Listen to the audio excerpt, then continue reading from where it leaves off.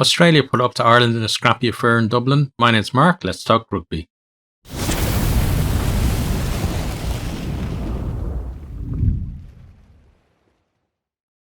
Australia started this one off with a disallowed try in the first few minutes.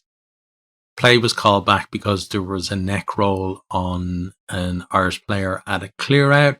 And that's something I think Australia got pinged for that on at least 2 or 3 occasions during the game, if not more. And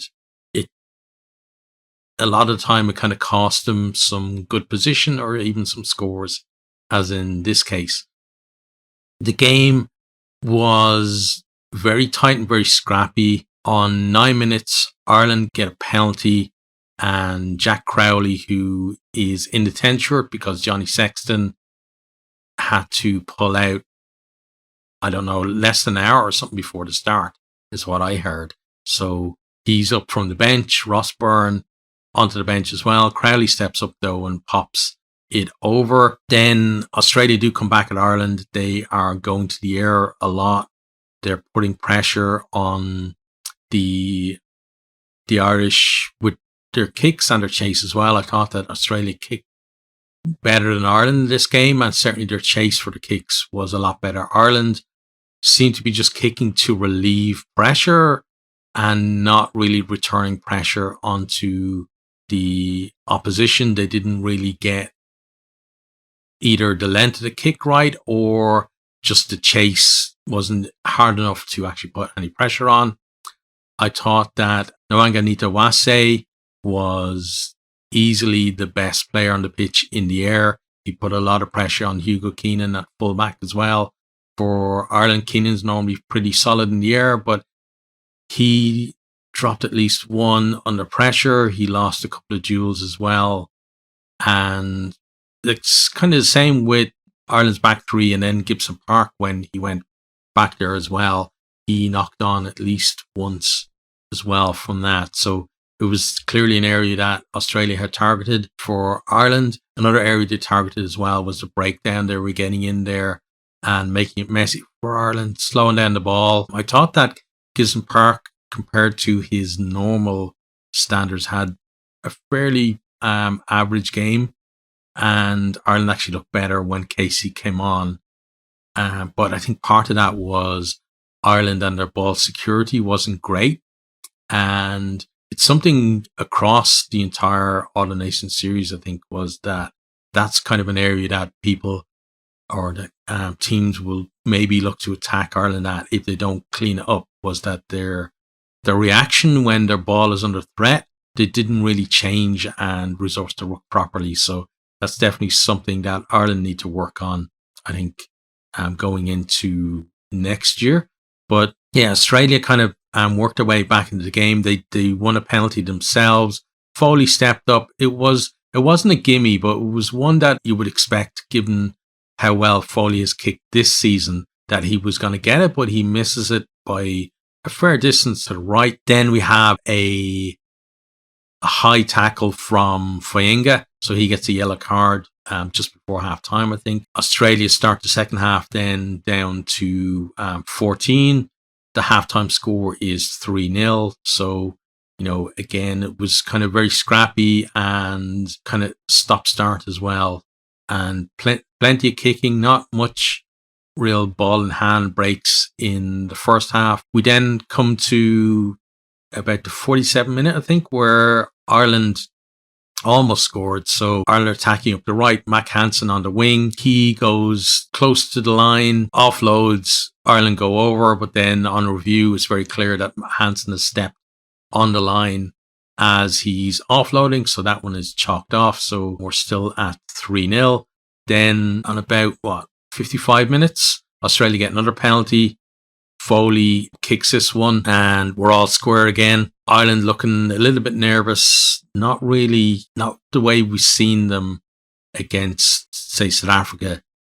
Not as intense maybe in this one. Their carrying was a little lackluster. I felt that, and when players were kind of bending the line, they were getting isolated as well. So again, it's something to look at. It's not necessarily something in terms of, every game they're going to be like this. It's just that idea that in a World Cup, you have to perform game after game. You can't afford to have a game like this where your intensity drops, because that could lead to you being eliminated at the pool stage or in the quarterfinals, as has happened to Ireland so often, that they've got to be able to bring the intensity to every single game. And if they don't feel that the first team can do that, then they need to make changes for other games. Normally we see Ireland maybe in a World Cup pool game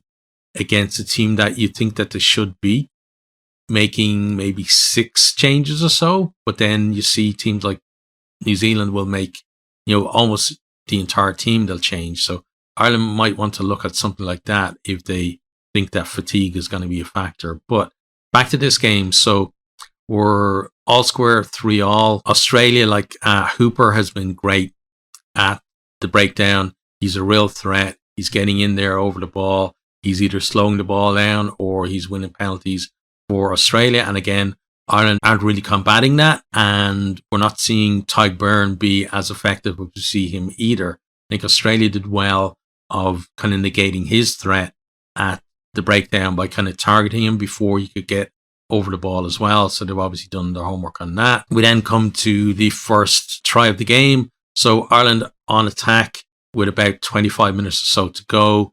They are very close to the line. There's lots of picks and goes from the forwards. They're getting close, but always just short. And it's, you can see that they're worried about getting held up over the line as well. So they're not, trying to force the issue, which is good. Showing a bit of patience. Finally, then Ireland decide to move the ball a little from the point of contact rather than just one out runners or pick and goes. They get the ball to Aki, and then Aki forces his way over and then forces the ball down, because there was still some decent defence from Australia who almost held them up there. Tries given though, and it's converted then. So Ireland are 10-3 up, and you still feel like they need another score because Australia are not done in this one. So then Australia, they come back at Ireland hard and they're putting pressure on. They're in Ireland's 22. They had the most of of territory, and probably on the balance of the game as well. They probably were in the Irish 22 more than Ireland as well. But up to this point, they had difficulty scoring. There was a point in the first half where they go through 21 phases and still can't get over the line. But this time then, Skelton is off the bench. I felt he had a really good impact for them. He is a massive human being, and seen him for La Rochelle, like he's very difficult to deal with, because he's someone who I think has learnt to use his size, because a lot of the time big guys like that can maybe not have the impact that you expect him to have, but I think he's certainly has brought that with his game. We've seen like people like the likes of Devon Toner or something for Ireland in the past who wasn't a great ball carrier given his size, but Skelton really did have an impact. He took the ball up twice in the move that leads to Australia's try. He makes great yards. He's drawing in defenders just to put him down, and Australia are able to get, fairly quick ball off those as well. Australia then, they get the ball, move it to the right, and Nwanga Nitawase, he's involved. He nice hard running, fixes the defenders, and then Australia have an overlap. They get the ball to Piatau, and he goes between 2 Irish defenders. The score, Foley converts, and we're tied up at 10-all with 10 minutes to go. Ireland then come back on the attack with about 5 minutes or so to go. They win a scrum penalty. I felt that Australia's scrum was pretty decent. And it's something that over the years, Australia have really improved that. I feel that like there was a time maybe 10 years ago or so where Australia were known to have a very weak scrum, but it's an area that they've focused on and have brought through some decent talent there where their scrum is competitive at this level now. But in this case, Ireland win the scrum penalty. Now, scrum penalties, they can go either way. So I'm sure there will be people who will say, well, it should have been a penalty to Australia, but that's pretty much almost every scrum penalty could go either way, right? But up steps then Ross Byrne, who's on for Crowley at 10, puts the ball down. He gets the hurry up from the referee as well. But he pops it over straight through the posts, and there was no real concern about whether he was going to miss it or not. So we got less than 5 minutes to go when we restart then. Australia do manage to get the ball back. They're on attack, but Ireland defence again is holding well. Ireland managed to turn the ball over then, and clock goes in the red. They kick it off the field. Final score then 13-10 to Ireland. A really tough game for Ireland to finish off their Autumn Nations series. So that's the end of Ireland's Autumn Nations series. 3 wins from 3. Certainly not perfect in terms of performance. There's lots of work-ons for them. Ball security to the breakdown being a big one. We saw as well in this one that Australia were able to target certain players under high ball. That's another work-on. I think this set piece probably needs to be tightened up a little bit as well. That hasn't been as smooth as maybe they would like it to be. Also, you're probably going to need some more variation in attack as well, especially, going into the World Cup where people will be studying their patterns and maybe working on closing down the moves that they saw here in the autumn. So, yeah, lots for them to work on, but they'll feel that they're in a decent position. Players back to their clubs now for some URC action, and then into Europe as well, and then back for the Six Nations next year. For Australia, they are 0 from 3. 3 very different games as well. Had the first up against France, where there was some really good flowing rugby from both teams, some nice attack there, still came up short.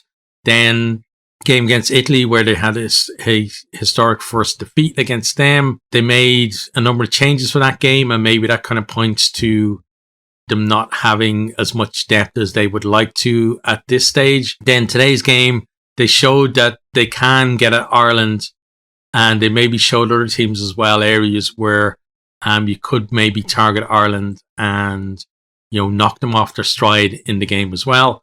But again, another defeat, albeit another close defeat for them as well. Next week then they have Wales. You're talking about 2 teams and 2 coaches who are under a lot of pressure from the fans and the media in terms of their recent performances. Pivac at Wales and Rennie at Australia. You feel that whoever loses next week, the criticism is only going to grow from there. But I'm not sure that either team are really going to choose to change their coach so close to the World Cup. It will probably depend on the manner of a defeat, if there is one for either one next week.